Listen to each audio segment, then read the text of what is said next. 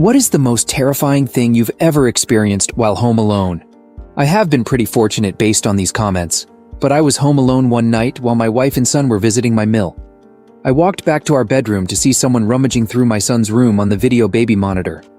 Immediately grabbed my firearm and yelled to the other side of the house, "I am armed, come out slowly." Over and over while slowly making my way back to his room. Got there, flipped on the light and nothing. Searched the whole house, pumped full of adrenaline.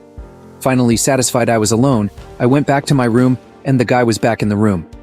I took a closer look, and I am ashamed to say I was looking at myself.